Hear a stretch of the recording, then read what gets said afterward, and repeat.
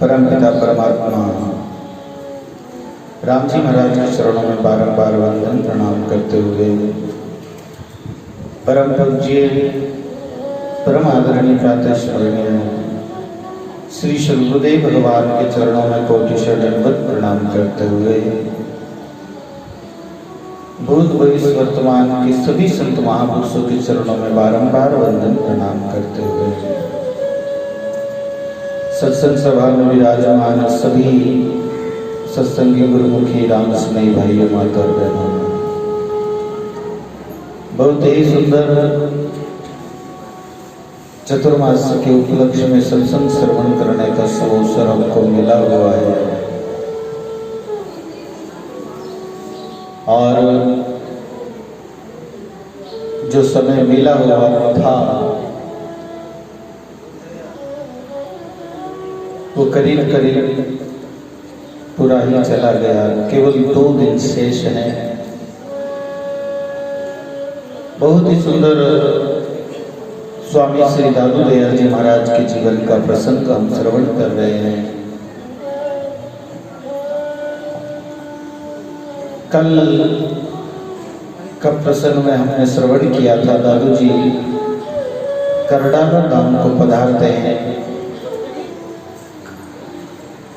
करडाले के पर्वत पर, पहाड़ी पर, वहां जाकर के दादू जी महाराज अपनी साधना, अपनी तपस्या इत्यादि प्रारंभ करते हैं। वहां की एक घटना के बारे में हमने कल श्रवण किया था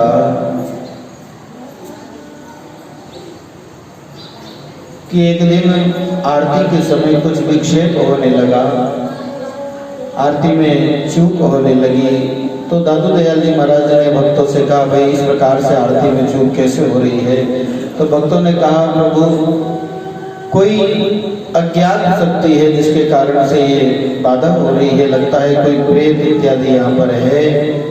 तब दादू दयाल जी महाराज अपनी कृपा दृष्टि से देख करके उस प्रेत से पूछते हैं, भाई तुम कौन हो और इस प्रकार से क्यों परेशान करते हो? तब वो प्रेत दादू दयाल जी महाराज से कहता है, बोले महाराज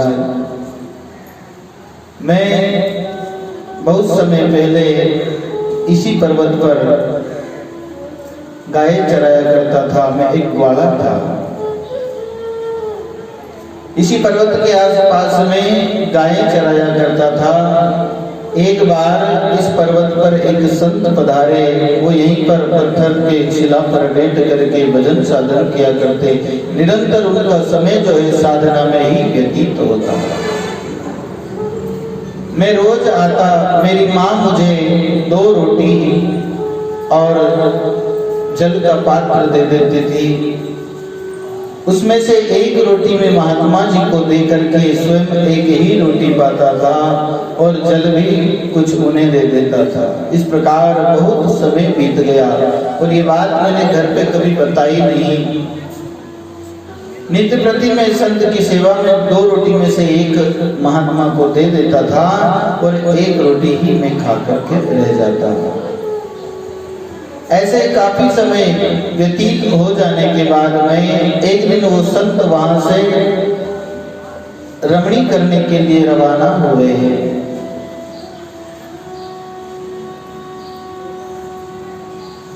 तब मैंने उनसे प्रणाम किया।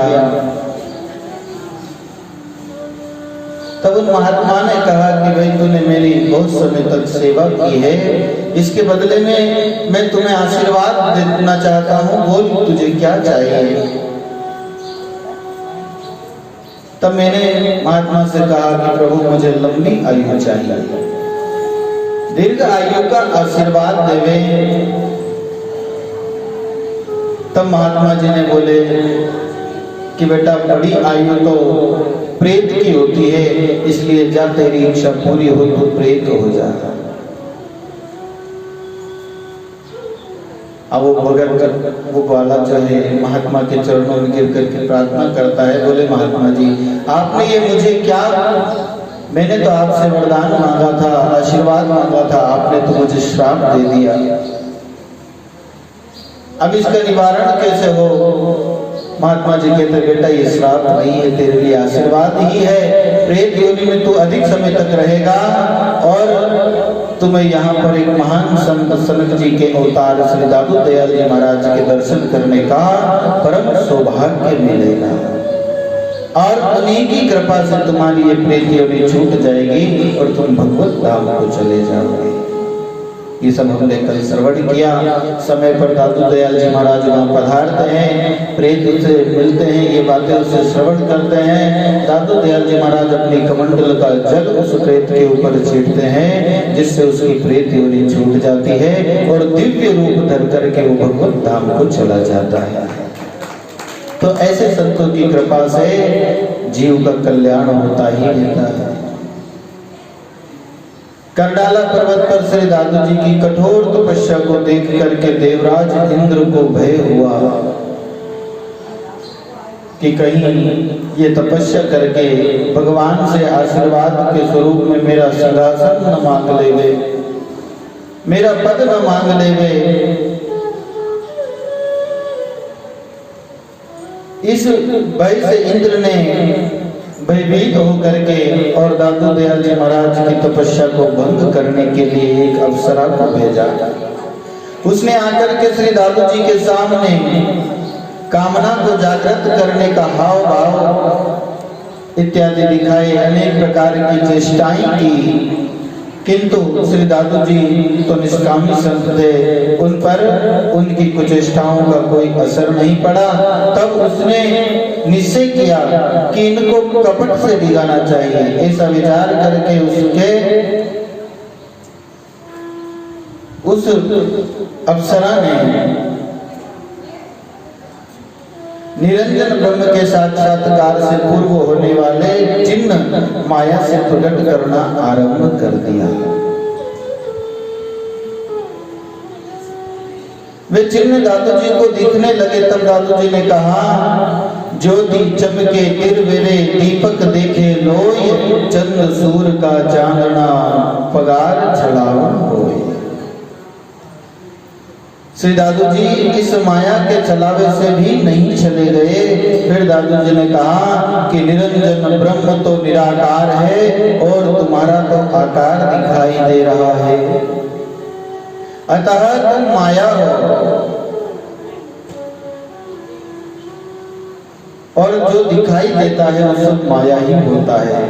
दरियाव जी महाराज अपनी वाणी में कहते हैं, ज्योति से बिन से सही माया तना मंडान, जन दरिया थिर है सदा राम शब्द निर्वाण। जो दिखाई देता है वो सब विनाशवान है, नष्ट होने वाला है, माया का ही रूप है। और परमात्मा मायातीत है, माया से परे है। और वो कैसा है? जो दृष्टि में नहीं आता, वचन में नहीं आता, शब्द में नहीं आता, ऐसा वो परब्रह्म है। इसी के इशारे को सुंदरदास जी महाराज कहते हैं, शब्द तहां पहुंचे नहीं, गुरु सेन लखाई हो, सुंदर तुल्य अतीत में सुंदर लहराई। शब्द तहां पहुंचे नहीं, वह शब्द की पहुंच नहीं है, उसका तो सदगुरु भी केवल इशारा मात्र करते हैं, बखान करके नहीं बता सकते। ऐसे वो ब्रह्म का देश है। तो दादू जी दयाल महाराज कहते हैं कि भाई ब्रह्म का तो कोई स्वरूप नहीं है और ये जो दिख रहा है ये सब माया है, अतः तुम माया हो, यहाँ से शीघ्र चले जाओ। ऐसा दादू दयाल जी महाराज ने कहा। तो उपरांत व अप्सरा अपनी हार मान करके श्री दादू जी को प्रणाम करके वहां से वापस देवराज इंद्र के पास चली गई। इधर श्री दादू जी महाराज की तपस्या का छठा वर्ष चल रहा था। आखिर ईश्वर ने श्री दादू जी को दर्शन दिया और कहा कि अब मौन रखना त्याग दो, अधिकारियों को उनके अधिकार के अनुसार उपदेश दो। तरवर के पत्ते छोड़ करके दूध पान किया करो, प्रभु के अद्भुत स्वरूप का दर्शन करके श्री दादू जी परमानंद में निमग्न हो गए। फिर प्रभु ने वर मांगने को कहा। श्री दादू जी बोले, हे प्रभु, आपने जो कंकरिया तालाब पर निर्गुण भक्ति का उपदेश दिया था, वह निर्गुण भक्ति मेरे हृदय में सदा बनी रहनी चाहिए तथा उसका उपदेश द्वारा सदा विस्तार करता रहूं, यही वर मुझे चाहिए। प्रभु तथास्तु के करके अंतर्ध्यान हो गए। और जो व्यक्ति श्री दादू जी के लिए जल का घट प्रतिदिन लाता था, उसको दादू जी ने सत्यराम कहा। जब वो जल लेकर के आया, तब दादू जी ने उससे सत्यराम कहा। उस व्यक्ति ने जान लिया कि स्वामी जी ने अपना मौन खोल दिया है। फिर उस सेवक ने भोजन लाने के लिए पूछा तो दादू जी ने केवल दूध मंगवाया। कुछ समय तक दूध पान करने से उनके तपस्या जन्य शरीर की दुर्बलता जो थी वो मिट गई। साधना काल में जो शरीर थक गया था अन्न जल का त्याग करने से, वो धीरे धीरे करके पुनः ठीक हुआ और शरीर में बल आने पर वहां से चल करके मोरडा नामक ग्राम में पधारे। उस समय मंद मंद वर्षा हो रही थी। श्री दादू जी और उनके साथ वाले भक्त चाहते कि छाया में बैठ करके वर्षा से वस्त्र बचावे, किंतु तो ग्रामवासी कहने लगे, आगे जाइए महाराज, आगे जाइए। गांव में पहुंचे तो संतों ने और भक्तों ने विचार किया कि थोड़ी देर यहाँ पे बैठ करके और वर्षा से बच जावे, वस्त्र गीले ना होवे। पर गांव के लोग कहते, महाराज आगे पधारो। इससे श्री दादू जी गांव से बाहर निकल आए। तालाब के किनारे पर विशाल वट का पेड़ सूखा पड़ा था।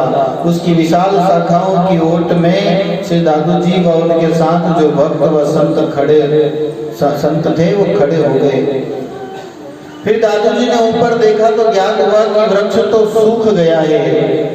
तब श्री दादू जी ने अपनी सिद्ध वाणी से कहा, दादू सूखा रूखड़ा काहे ने हरिया होए, आपे सींचे अमीरस सुफल फलिया होए।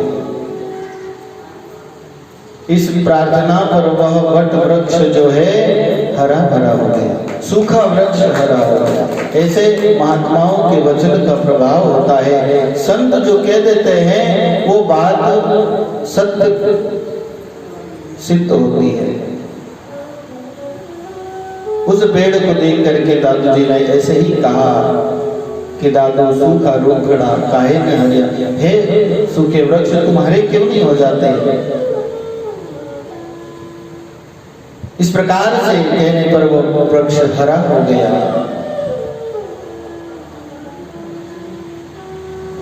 इस घटना को इसी गांव के एक सज्जन ने प्रत्यक्ष देखा था कि सूखा वृक्ष उनके सामने हरा हो गया। उसने जाकर के गांव में सबको सुनाया। तब गांव के लोग दौड़ दौड़ करके दादू जी के पास आए और गांव में निवास करने के लिए बहुत आग्रह पूर्वक प्रार्थना की। संत तो परम कृपालु होते हैं। कुछ समय के लिए मोरना ठहर गए और भक्तों को सत्संग का आनंद प्रदान किया। मोररा से विचरते हुए श्री दादू जी विक्रम संवत 1625 की प्रथम ज्येष्ठ कृष्ण द्वितीया को सांभर पधारे थे। झील के मध्य एक विशाल शिला पर उन्होंने अपना आसन जमाया था और शिला के चारों तरफ पानी भरा हुआ था। सांभर के लोग श्री दादू जी को शिला पर कई दिनों तक देख करके अति आश्चर्य करने लगे और सोचते थे कि ये संत क्या खाते पीते होंगे। जल के अंदर में है, बाहर नहीं आते, वहां पर क्या खाते होंगे, क्या पीते होंगे, अपना जीवन कैसे व्यतीत करते होंगे।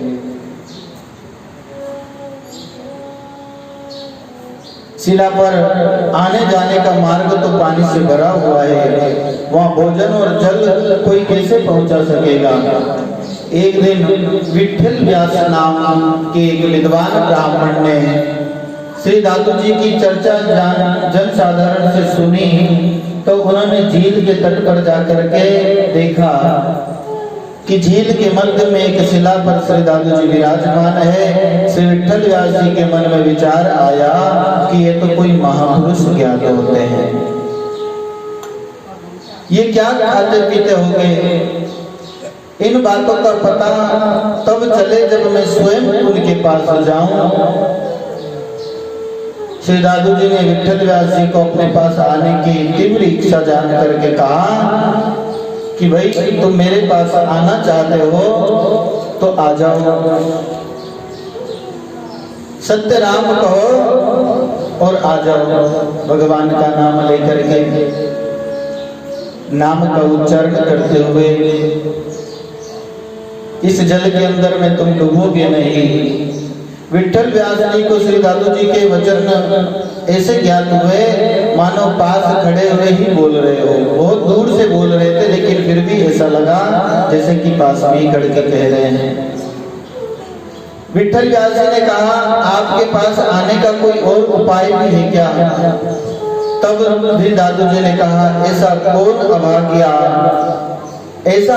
अभाग्या कछु डावे और नाम बिना पग दरड़ को कहाँ है ठोर।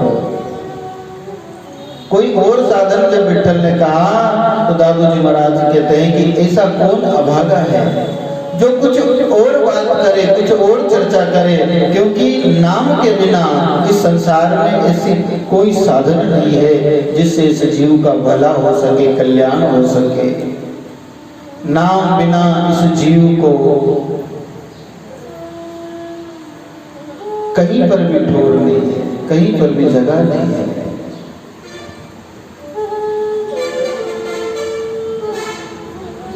इसलिए दादाजी महाराज ने कहा भैया इस नाम का ही स्मरण करके तुम आ सकते हो, दूसरा तो कोई साधन नहीं है। ऐसा कौन अभाग्या कछु दृढ़ावे और। कितनी बढ़िया बात है, मतलब कि नाम को छोड़ करके कुछ और चर्चा करने वाला बड़ा अभागी है। भगवान के नाम को छोड़ करके संसार की चर्चा करने वाला बड़ा अभागी है। नाम बिना पग धरण को कहो कहाँ है ठोर। श्री दादू जी के वचन व परमात्मा के नाम पर दृढ़ विश्वास करके श्री विठल व्यास जी जल पर नाम का स्मरण करते हुए सत्य राम सत्य राम सत्य राम कहते हुए रवाना हुए। इस प्रकार से जल के ऊपर चले जैसे कि हम जमीन पर चलते हैं।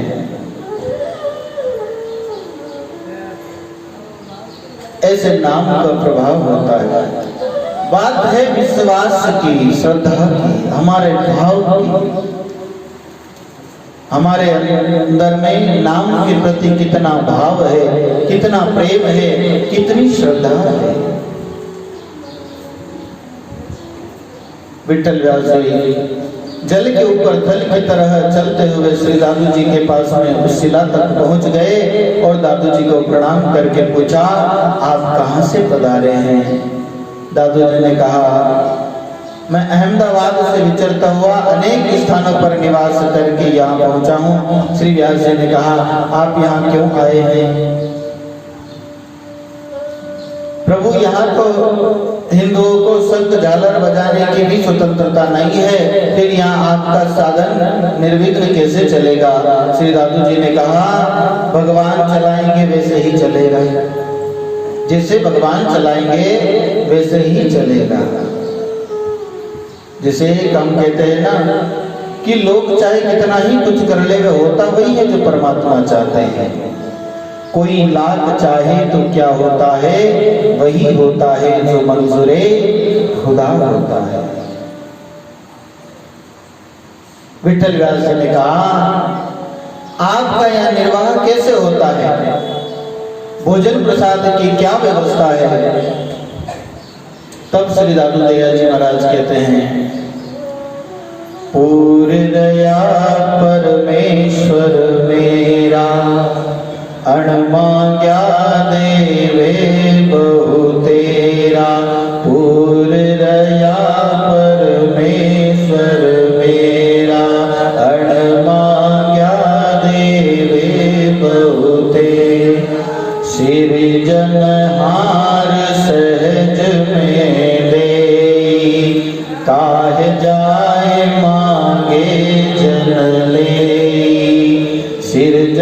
हार सहज में देई, काय धाय मांगे जन। विश्वंभर सब जग को पूरे, उदर काज नर काहे जूरे। विश्वंभर सब जग को पूरे, उदर काज नर काहे जूरे। पूरक पूरा है गोपाल, सबकी चिंता करे दयाल। पूरक पूरा है गोपाल, सबकी चिंता करे दयाल। सामर्थ सोई है जगन्नाथ, दादू देख रहे सगसार। सामर्थ सोई है जगन्नाथ, दादू देख रहे सगसार। दादू जी महाराज कहते हैं, पूर्व रया परमेश्वर मेरा, अण मांग्या देवे बहु तेरा। वो परमात्मा देने वाला है, वह पुरुष रहा है और बिना ही मांगे बहुत कुछ देता है। अण मांग्या देवे बहु तेरा, सृजनहार सहज में दे। वो परमात्मा सहज में ही देता है, व्यक्ति को मांगना नहीं पड़ता है। क्यों नहीं मांगना पड़ता है? क्योंकि परमात्मा तो सब जानते हैं, मांगने की आवश्यकता ही नहीं है। और मांगने से थोड़े ही नहीं मिलता है, मांगने से तो कुछ नहीं मिलता। सेवादास महाराज के प्रसंग में आता है, मांगने के लिए गए तो कोयला ही नहीं मिला। जन वे अपनी वाणी में कहे कि मांग्या मिले नहीं कोयला, अन मांग्या पकवान। सेवा थारी चाकरी में आए कड़ा भगवान। मांगने से तो कोयला भी नहीं मिले, और अन मांगे बिना ही मांगे अनेक प्रकार के पकवान मिले। तो दादू दयाल जी महाराज कहते हैं कि सृजनहार सहज में दे। सृजनहार जो है वो सहज में देता है। तो काय धाय मांग जन ले, फिर कहीं जाकर के भगवान का भक्त जन जो है वो क्यों मांगता है? मांगने की क्या आवश्यकता है? विश्वंभर जग सब जग को पूरे, वो परमात्मा सारे विश्व का भरण पोषण करता है। तो क्या एक हमारा नहीं करेगा? उदर काज नर काहे जुरे, क्यों जुड़ते हो, क्यों परेशान होते हो इस पेट के लिए? चोंच दियो सो चूड़ भी दे।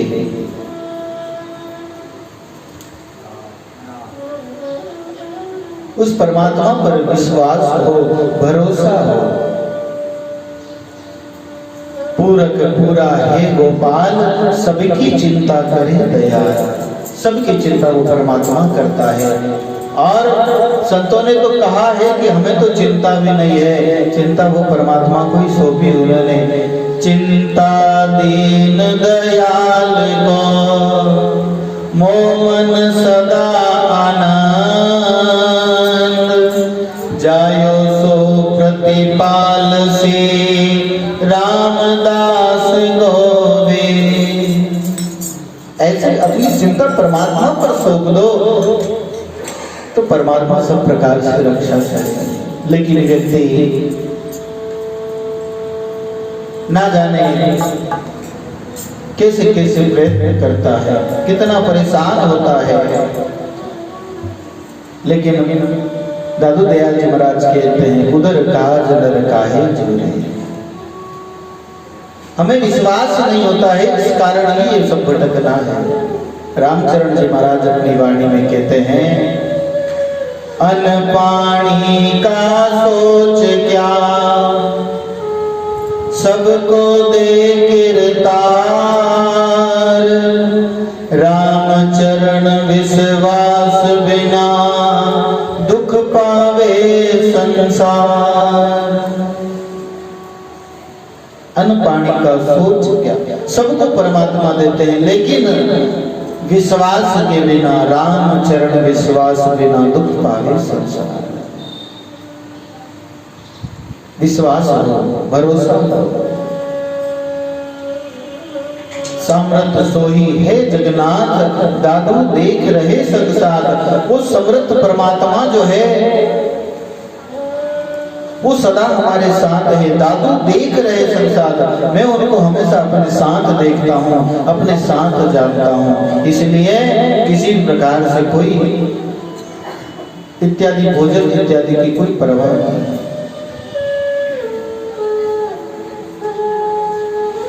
साहेब जी सत मेरा रे राम, लोक जगे बहु तेरा रे राम। जीव जन्म जब पाया रे राम, मस्तक लेख लिखाया। घटे बड़े कछु नाही रे राम, करम लिखा उस माही रे राम। विधाता विधि की नारे राम, सिरज सबन को देना रे राम।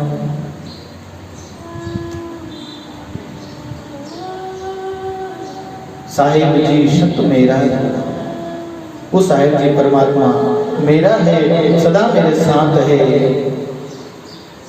इसलिए केवल उन्हीं के भरोसे रहते हैं। लोग जगे बहुत तेरा रे राम, और संसार के लोग क्या बहुतों में लगे हुए, अलग अलग अन्यत्र अन्यत्र लगे हुए हैं। इसलिए उन्हें ये परम लाभ नहीं मिलता। इसलिए भगवान की कृपा प्रसादी उन्हें प्राप्त नहीं होती।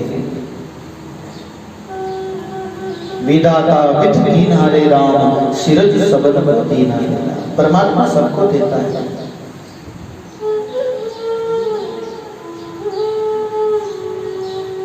समृत सिरजनहारा रे राम, सो तेरे निकट गिवार रे राम। सकल लोक फिर आवे रे राम, दादू दिया पावे रे राम। सारे संसार में आप घूम करके आ जाओ, लेकिन मिलेगा वो परमात्मा का दिया हुआ है। इसलिए उस परमात्मा पर भरोसा रखो। ऐसी बात सुन तब विठल दास जी ने कहा, स्वामी जी नगर में श्री ठाकुर जी का मंदिर है, वहां पधारिए, हम आपकी सब प्रकार से सेवा कर सकेंगे। साबर की जनता को भी आपके दर्शन व सत्संग का लाभ मिल जाएगा। दादू जी ने कहा, जैसी हरि की आज्ञा होगी वैसा ही होगा। मैं तो प्रभु की आज्ञा अनुसार सब कुछ करता हूँ, अपनी इच्छा से नहीं। फिर श्री दादू जी के हृदय में प्रभु ने प्रेरणा दी कि तुम विठल व्यास जी के साथ जाओ और नगर के लोगों को उपदेश द्वारा चेताओ। तब श्री दादू जी विठल व्यास जी के साथ में नगर में आते हैं, वहां के मंदिर में पधारे। एक दिन श्री विठल व्यास जी ने पूछा, स्वामी जी आप मूर्ति पूजा क्यों नहीं करते हो? आप मूर्ति पूजा क्यों नहीं करते हो? तब से दादू जी ने कहा कि पूजन हमारे पास है देही माई देव, दादू ताको छोड़ करके बाहर माटी से। वो पूजने वाला जिसको पूजना चाहिए वो परमात्मा तो सदा हमारे पास ही है। इस देही माही देव, इस देह के अंदर में ही वो परमात्मा है। लेकिन दादू ताको छोड़कर बाहर माटी से, उस परमात्मा को तो लोग भूल गए और बाहर सेवा पूजा इत्यादि में लगे हैं। संत कहते हैं, चलता देवल पूजो प्राणी माई बसे राय जादो, पायन देवल झूठ बिन चेतन ताको पूजे अंधो।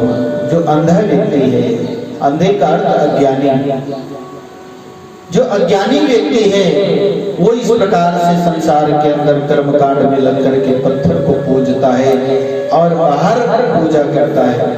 पत्थर से तात्पर्य नहीं कि मूर्ति के अंदर परमात्मा नहीं है, बाहर जो कुछ भी हम पूजा करते हैं वो सब व्यर्थ की ही है।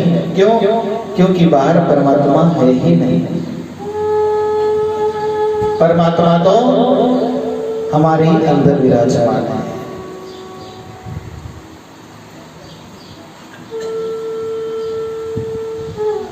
दादू दयाल जी महाराज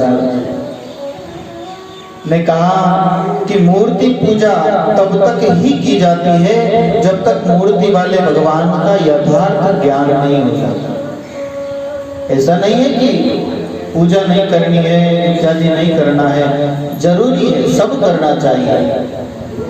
पूजा भी करो, पाठ भी करो, व्रत भी करो, उपवास भी करो, सब करो, लेकिन कब तक?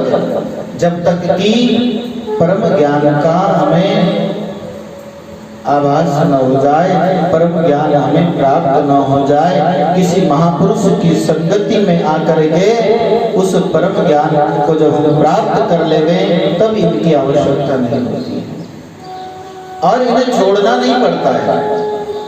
कोई कहे कि हमने ये छोड़ दिया, वो छोड़ दिया, पूजा नहीं करते, छोड़ दी, व्रत छोड़ दी। छोड़ने की आवश्यकता नहीं होती है। जब हम परमात्मा के अंदर में लगेंगे तो सब स्वतः ही छूट जाएगा, छोड़ना नहीं पड़ता है। जिसने परमात्मा को जान लिया, जिसने मूर्ति में पूजा की है, उस मूर्ति वाले भगवान के वास्तविक स्वरूप का जिसको ज्ञान हो गया, फिर वो मूर्ति में भगवान को नहीं देखेगा, वो चराचर में भगवान को देखेगा। फिर उसके लिए मूर्ति विलोप हो जाती है, मूर्ति मिट जाती है, केवल परमात्मा ही रह जाते हैं। ये प्राथमिक भक्ति का मार्ग में प्राथमिक सीढ़ी है। भगवान की पूजा करना, सेवा करना, श्री विग्रह की पूजा करना इत्यादि, ये भी भक्ति का अंग है। ये भी उस परम तत्व को प्राप्त करने के लिए आवश्यक है। क्यों आवश्यक है? कि मनुष्य सीधे सीधे परमात्मा के निर्गुण स्वरूप को नहीं जान सकता। उसके लिए उसे भगवान की भक्ति में लगना होगा।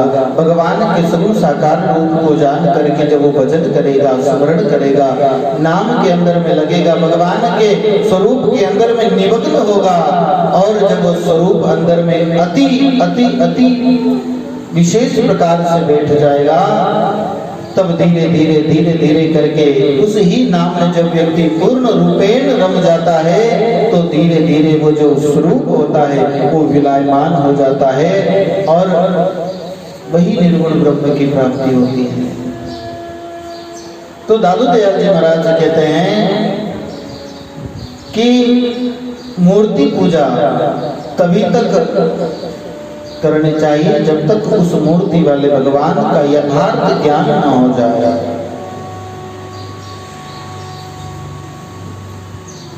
फिर विठल व्यास जी ने माला व तिलक के बारे में पूछा तो स्वामी जी ने कहा कि दादू माला तिलक सो कछु नाही, काहू सेती काम अंतर में एक राम है अहन उसका नाम। अंतर में निरंतर परमात्मा का नाम का सुमरण है, इसलिए इन चीजों की भी आवश्यकता नहीं है। सदगुरु माला मन दिया पवन सुरति सो कोई, बिन हाथों निस्दिन जपे परम जाप होए। सदगुरु ने मन रूपी माला हमें प्रदान की है, जिसको पवन सुरति से पोए, पवन में सुरति के द्वारा पो करके हमको प्रदान किए हैं। सांसों सांस में नाम का स्मरण करना, यही उस माला को फेरना है और इस प्रकार से स्मरण करने पर ही ये परम जाप होता है।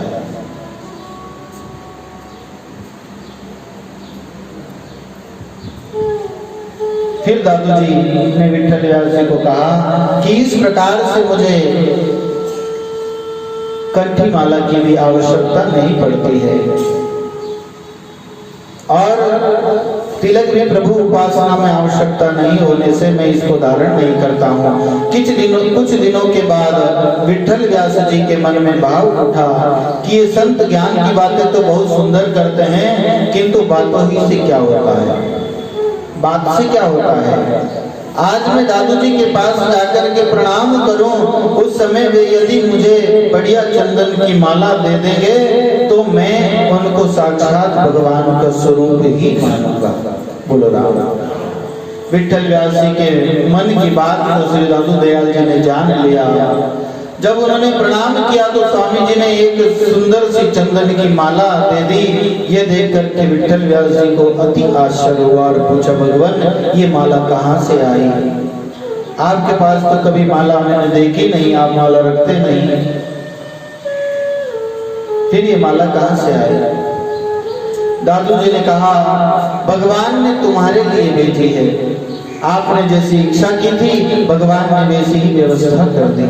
विठल व्यास जी की उस दिन से ऐसी अपार श्रद्धा हुई कि श्री दादू जी को साक्षात भगवान ही समझने लगे तथा और भी असंख्य लोगों की श्रद्धा दादू दयाल जी महाराज के प्रति बढ़ गई। स्वामी श्री दादू दयाल जी महाराज की सत्यता व उपदेशों से लोगों पर बहुत गहरा प्रभाव पड़ता था। श्रद्धालु भक्त, बहुत सारे भक्त दर्शनों के लिए दादू दयाल जी महाराज के पास में आने जाने लगे। इससे स्वार्थी कथावाचकों तथा मुस्लिम काजियों को श्री दादू जी से ईर्ष्या होने लगी। ये कार्य तो सदा से ही चलता आया है। जहाँ संत धर्म का प्रचार करते हैं, भक्ति का प्रचार करते हैं, लोगों को सतमार्ग में लगाते हैं, वहां पर उनसे ईर्ष्या करने वालों की संख्या भी बढ़ती जाती है।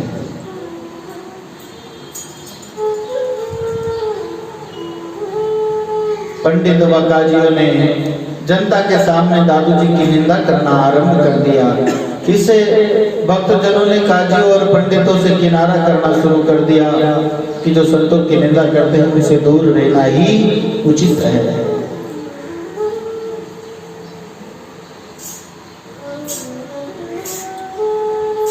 उन्होंने सोचा तो कुछ और था कि हम लोगों के साथ में सामने दादू जी की निंदा करेंगे तो लोग उनके पास जाना छोड़ करके हमारे पास आएंगे, लेकिन विपरीत ही हुआ, लोगों ने उनका साथ छोड़ दिया।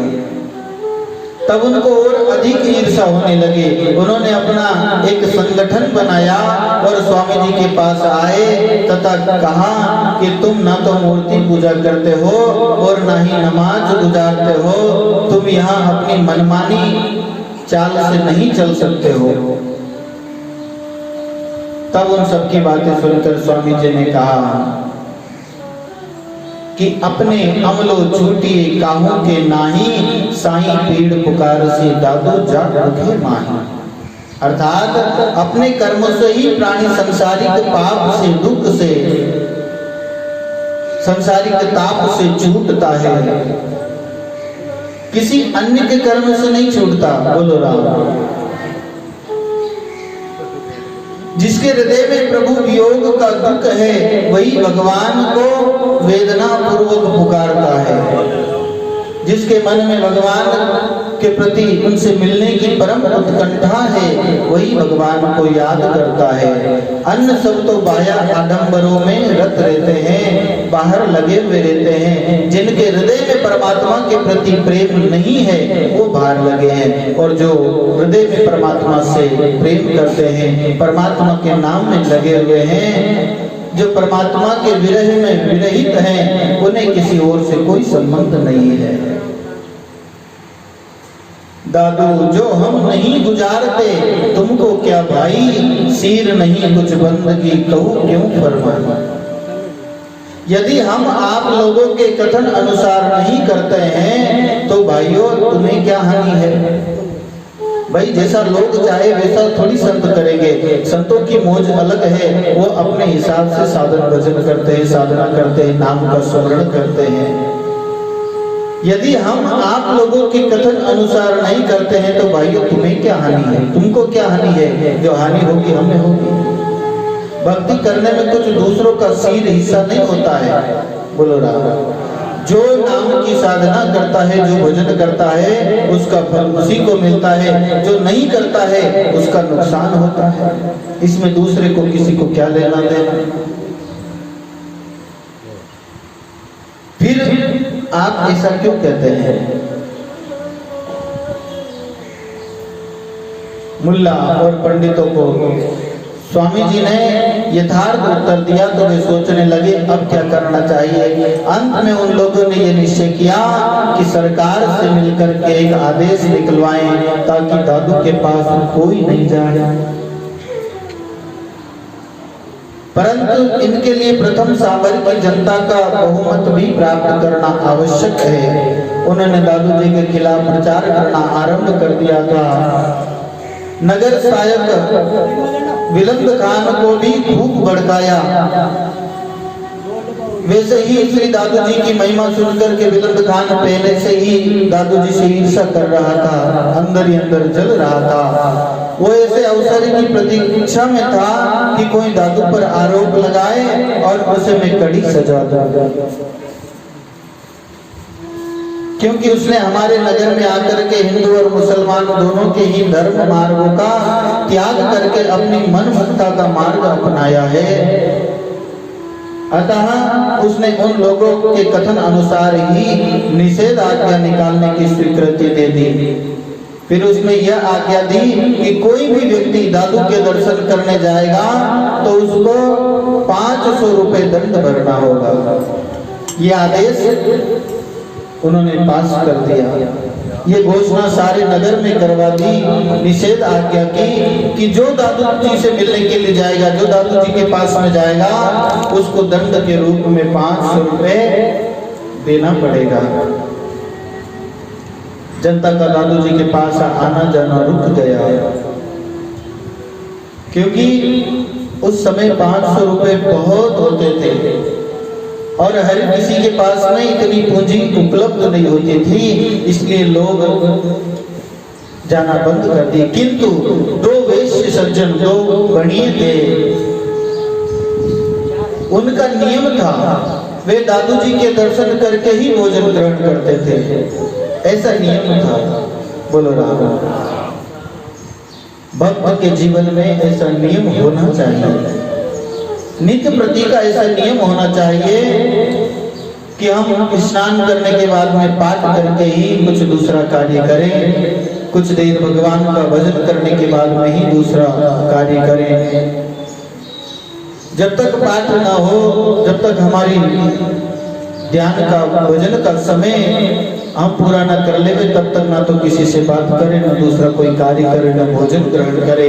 ऐसा नियम अगर हमारे जीवन में रहे तो उस नियम को लेकर के हमारे अंदर में परमात्मा के प्रति प्रेम जागृत होता है।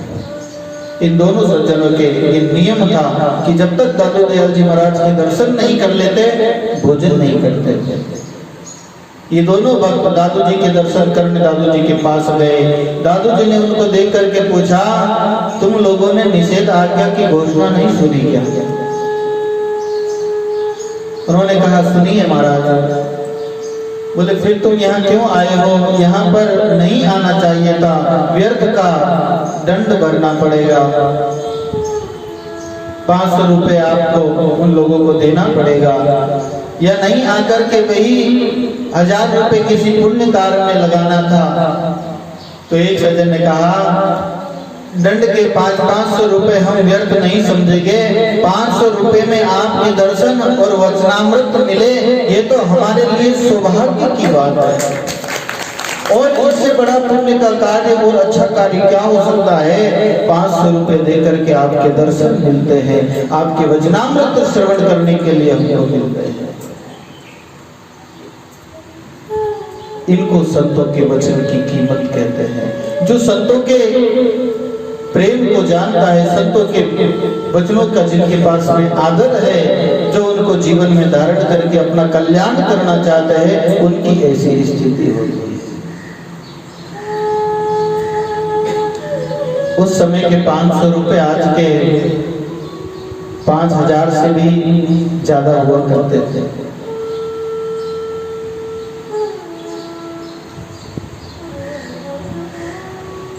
भक्तों ने कहा महाराज आपके दर्शन हमको मिल जाएं, इससे अधिक और क्या पुण्य हो सकता है?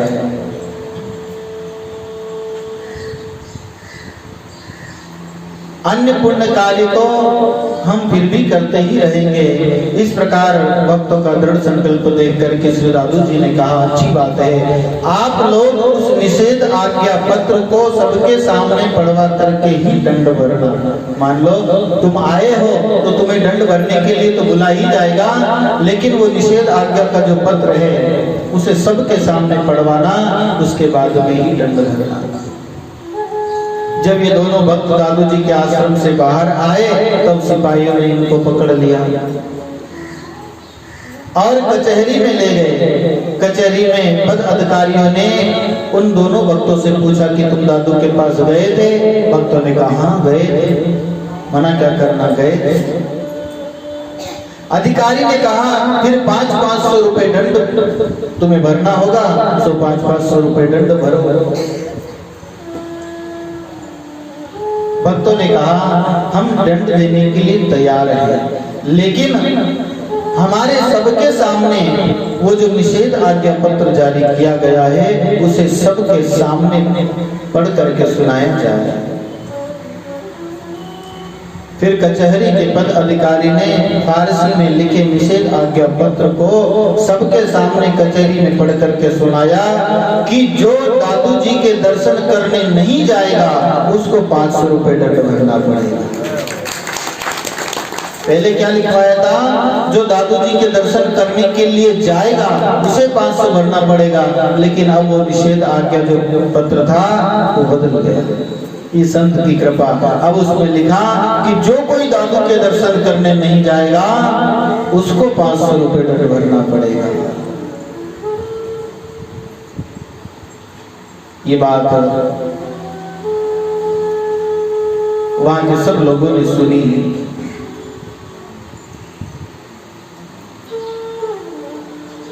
निषेध आज्ञा पत्र के शब्द बदले हुए देख करके सांभर का मुसलमान शासक अधिकारी अति लज्जित हुआ। फिर दोनों भक्तों ने मुसलमान शासक अधिकारी से कहा कि दादू जी के दर्शन करने हम तो 2 ही व्यक्ति गए थे, अन्य कोई भी नहीं गया, अतः आपके आदेश पत्र के अनुसार संपूर्ण सांभर नगर के लोगों से दंड लीजिए और आप भी दंड भरिए। आप भी नहीं गए। राजकोष में अच्छा धन संग्रह हो जाएगा, इसलिए इस आदेश का पालन करें। तब उसको विश्वास हुआ कि दादू जी सच्चे संत हैं, उनमें कोई दोष नहीं है। दोनों भक्तों को छोड़ दिया गया और निषेध आज्ञा पत्र को रद्द कर दिया गया कि सब दादू जी महाराज के पास जा सकते हैं, दर्शन कर सकते हैं, सत्संग कर सकते हैं। ऐसे दादू दयाल महाराज के जीवन की अनेक घटनाएं हैं। निषेध आज्ञा पत्र की घटना के बाद में सांभर में दादू दयाल जी महाराज के प्रति वहां की जनता का श्रद्धा भाव बहुत अधिक बढ़ गया। लोग और अधिक आने लगे दादू जी के दर्शन करने के लिए। पंडितों ने तो प्रकट में ईर्ष्या करना छोड़ दिया था, किंतु काजियों को पहले से अधिक ईर्ष्या सताने लगे। दादू की भक्ति का प्रभाव देख करके सांभर का एक काजी बहुत दुखी हुआ। उसे दादू नाम मात्र से पीड़ा होने लगी थी। बोली सतगुरुदेव भगवान। क्रोध में मद में अंधा होकर के काजी दादू जी के पास गया। उस समय दादू जी महाराज सत्संग कर रहे थे। काजी के कहने लगा, अरे काफिर, तूने सारे नगर के धर्म का नाश कर दिया। धर्म में तो अति श्रेष्ठ मुसलमान धर्म है। कलमा पढ़े बिना तो किसी को भी बहिष्ठ मतलब कि स्वर्ग मिल सकता है। राम राम कहते हैं वे तो काफिर होते हैं। जो कलमा पढ़ते हैं उन्हें तो स्वर्ग मिल सकता है, लेकिन राम राम करने वाले तो काफिर होते हैं। दादू जी ने कहा, आप ऐसा क्यों कहते हैं? मुसलमान हिंदू दोनों ही अपने अपने धर्म में चलते हैं, दोनों ही ठीक हैं। अरे मूर्ख काजी, तू क्रोध क्यों कर रहा है और अपने मन में चूर क्यों हो रहा है? पीर मोहम्मद साहब ने कुरान रच करके सबको समझाया था कि सब जीव में एक खुदा का ही नूर बसा है। मोहम्मद ने जब कुरान की रचना की थी तब उन्होंने यही लिखा था कि सब में वो खुदा है, सबके अंदर में खुदा विराजमान है, कहीं भी ऐसी जगह नहीं जहाँ वो खुदा नहीं है। और तुम जीवों को मारते हो, अपनी जिह्वा के स्वाद के लिए उन्हें खा जाते हो, आगे जाकर के क्या जवाब दोगे इन करतूतों से? तो तुम दोजख में ही पड़ोगे। ये सुनकर के काजी को बड़ा क्रोधित होकर के बोला, काफिर खुद समझता नहीं है और हमको उपदेश देता है। तब दादू जी ने कहा, सो काफिर जे बोले काप, दिल अपना नहीं राखे साफ, साईं को पहचाने नहीं, कूड़ कपट सब खुद ही माही। ये सुनकर काजी को क्रोध बहुत अधिक आया और उसने जोर से दादू जी के मुख पर एक मुक्के का प्रहार किया। दादू जी महाराज सहनशील महात्मा थे, वह सहन कर गए। इस पर भी पापी काजी शांत नहीं हुआ और दूसरा मुक्का मारने के लिए हाथ उठाया तो हाथ ऊपर ही रह गया। उस समय स्वामी जी ने यह साखी कही कि राखन हारा एक तो मारन हार अनेक, दादू कहे दूजा नहीं तू आपे ही देख। वो परमात्मा बचाता है। तो दादू दयाल जी महाराज के जीवन के और अनेक प्रसंग है। ये प्रसंग में थोड़ा सा वाक्य जो हम कल के सत्संग में श्रवण करेंगे। बोलिए सतगुरुदेव भगवान की, अनंत कोटि संत महापुरुषों की। राम।